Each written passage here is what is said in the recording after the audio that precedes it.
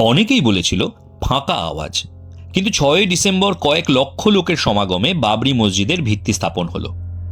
এরপরেও কিছু লোক অবশ্য বলেছিল কয়েক মাসের মধ্যেই এই ঘটনার স্মৃতি মানুষ ভুলে যাবে। কিন্তু অবাক ব্যাপার, 6 ডিসেম্বরের পরের জুম্মাবারেই বাবরি মসজিদের ভিত স্থাপনের জায়গায় প্রায় লাখ খানেক লোক একসাথে নামাজ পড়লেন। দেখা যাচ্ছে স্মৃতি ভোলার জায়গায় বাঙালি মুসলিম সম্প্রদায়ের মধ্যে এ বিষয়ে আবেগ আরো বেড়েছে। অন্যদিকে ওই একই জেলায় একটি সমান্তরাল অনুষ্ঠানে একটি রাম মন্দির নির্মাণের ভিত্তিপ্রস্তরও স্থাপন হলো। রাজ্যের বিরোধী দলনেতা এবং বিজেপি রাজ্য সম্পাদক বললেন, মসজিদ অবশ্যই হোক, কিন্তু বাবরি নাম ব্যবহার করা যাবে না। একদিকে শয়ে শয়ে মুসলিম সম্প্রদায়ের লোক মাথায় ও কাঁধে করে ইট নিয়ে এসে জমা করছে বাবরি মসজিদ বানানোর জন্য, অন্যদিকে কলকাতার ব্রিগেডে প্রায় 7 লক্ষ হিন্দু একসাথে গীতা পাঠ করছে। পশ্চিমবঙ্গের রাজনীতি বরাবরই সাম্প্রদায়িক ছিল, তা সে নানা সময়ে নানা শাসক দল যতই নিজেদের সেকুলার দেখানোর চেষ্টা করুন। তবে এই মুহূর্তে ধর্মীয় মেরুকরণ বঙ্গ রাজনীতির হাওয়া যথেষ্ট উত্তপ্ত করে তুলেছে। এর ফলে 3-4 মাসের মধ্যে হতে যাওয়া বিধানসভা ভোট কি ধর্মীয় ভাবাবেগে দারুণভাবে প্রভাবিত হতে চলেছে? তাছাড়া এই যে আস্তে আস্তে ধর্মীয় আবহাওয়া উত্তপ্ত হচ্ছে, সে বিষয়ে এখনো অবধি রাজ্য সরকার অস্বাভাবিকভাবে নীরব কেন? বলবো, খুব সহজভাবে বুঝিয়ে বলবো সবকিছুই, কিন্তু তার আগে বলি, যদি এখনো অবধি আপনারা আমার এই চ্যানেলকে সাবস্ক্রাইব না করে থাকেন, তাহলে দয়া করে এখনই সাবস্ক্রাইব করে নিন। এটা আপনাদের জন্য খুবই ছোট্ট একটা বিষয়, কিন্তু আমার জন্য এর গুরুত্ব অনেক। এখন পশ্চিমবঙ্গ সরকার যে সাম্প্রদায়িকতাকে প্রশ্রয় দিতে চায়, তা তার চালিকা শক্তি যে মুখ্যমন্ত্রী, তার নানাবিধ কথায় ও কাজে সব সময়ই পরিষ্কার হয়। তিনি মুসলিমদের ঈদের সভা থেকে চিৎকার করে হিন্দু ধর্মকে গান্দা ধর্ম বলেন, অথচ তার নিজের সরকারি দপ্তর ও পার্টি কর্মীদের ব্যবহার করে জগন্নাথ দেবের হিন্দু মন্দিরের পুজোয় চড়ানো প্রসাদ মুসলিম বাড়িতে বিলি করে তাদের ধর্মীয় ভাবাবেগে আঘাত করেন।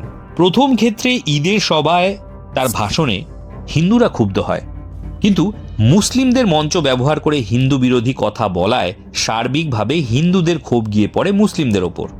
আবার হিন্দু দেবতার প্রসাদ মুসলিম বাড়িতে গেলে মুসলিমদের ক্ষোভও কিন্তু সার্বিকভাবে হিন্দুদের ওপর গিয়ে পড়ে।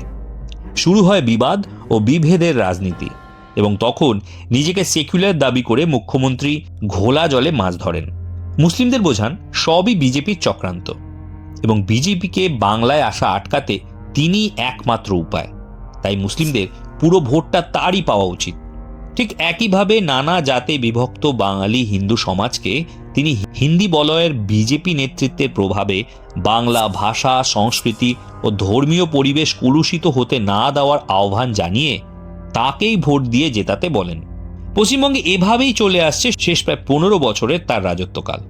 কিন্তু বাঁধ সেধেছে হুমায়ুন কবিরের বাবরি মসজিদ স্থাপনের ঘোষণা ও তা থেকে উদ্ভূত মুসলিম ভাবাবেগের জোয়ার। বাবরি মসজিদ বানানোর কথা হুমায়ুন অনেকদিন থেকেই বলছেন, কিন্তু তিনি এমন কোনো দলের নেতা নন যে তাকে মুখ্যমন্ত্রী ও তার দল, এমনকি হিন্দু মতাদর্শের বিজেপি দলও খুব একটা সিরিয়াসলি নেবে। এই হুমায়ুন শেষ কয়েক বছরে প্রথমে কংগ্রেসের অধীর চৌধুরীর ছায়াসঙ্গী থেকে তারপর তৃণমূলে গিয়ে সেখান থেকে টিকিট না পেয়ে 2019-এর ভোটের আগে বিজেপিতে যোগ দিয়ে বিজেপির টিকিটে লড়ে হেরে গিয়ে আবার তৃণমূলে ফিরে এসে 2021-এ তৃণমূলের টিকিটে জিতে বিধায়ক হন। তাই তার গ্রহণযোগ্যতা পশ্চিমবঙ্গের রাজনীতিতে অন্তত খুব একটা তৈরি হয়নি। তবে বাবরি মসজিদের ইস্যু কিন্তু পুরো খেলাটা ঘুরিয়ে দিতে পারে। 1990-এর দশকে রাম মন্দির আন্দোলনের মাধ্যমে বিজেপি নেতা লালকৃষ্ণ আডবাণীর রাজনৈতিক গুরুত্ব বিরাটভাবে বেড়ে গিয়েছিল। কেন্দ্রীয় রাজনীতিতে একজন বড় দর হয়ে ওঠার সাথে সাথেই আডবাণীজি সারা ভারতে পরিচিত হয়ে ওঠেন। বাবরি মসজিদ ইস্যু হুমায়ুন কবিরের পলিটিক্যাল কেরিয়ারকে হয়তো ততটা মাইলেজ দেবে না, তবে পশ্চিমবঙ্গের মুসলিম সমাজের একটা অংশ তাকে নিজেদের আদর্শগত নেতা হিসেবে তুলে ধরতে পারে। সেক্ষেত্রে 2026-এর বিধানসভা ভোটে হুমায়ুন যে নতুন দল গড়ে ভোটে লড়তে চলেছেন, তারা বেশ কয়েকটি আসন জিতে তৃণমূল কংগ্রেস ও মমতা বন্দ্যোপাধ্যায়ের কিছুটা ভোট কেটে বিজেপিকে সুবিধা করে দিতে পারে। তবে ভোটে জিতে কিছুটা হলেও সরকার গড়ার ক্ষেত্রে নির্ণায়ক শক্তি হিসেবে উঠে এলে হুমায়ুন কিন্তু তৃণমূল দলের সাথেই গাঁট ছড়াটা বাঁধবেন, সে কথা নিজের এক ইন্টারভিউতে তিনি বলেওছেন। আর সেটা হলে তিনি নিজে মুসলিম হয়েও বাবরি মসজিদ নির্মাণ প্রস্তাবে উদ্ভূত মুসলিম সমাজের আবেগকে যে তিনি শুধু রাজনীতির মই হিসাবেই ব্যবহার করতে চেয়েছেন, প্রকৃত অর্থেই মুসলিমদের উন্নতি বা ভাবাবেগ নিয়ে বিন্দুমাত্র ভাবিত ছিলেন না, সেই ব্যাপারটা অন্তত পরিষ্কার হবে। এই বিষয়ে আপনাদের ঠিক কি মত তা কমেন্টের মাধ্যমে অবশ্যই জানাবেন। আজকের ভিডিও এ পর্যন্তই। আশা করি আপনাদের ভালো লেগেছে। ভিডিওটি ভালো লাগলে তা অবশ্যই লাইক ও শেয়ার করবেন। দেখা হচ্ছে পরের ভিডিওতে। সুস্থ থাকুন, ভালো থাকুন।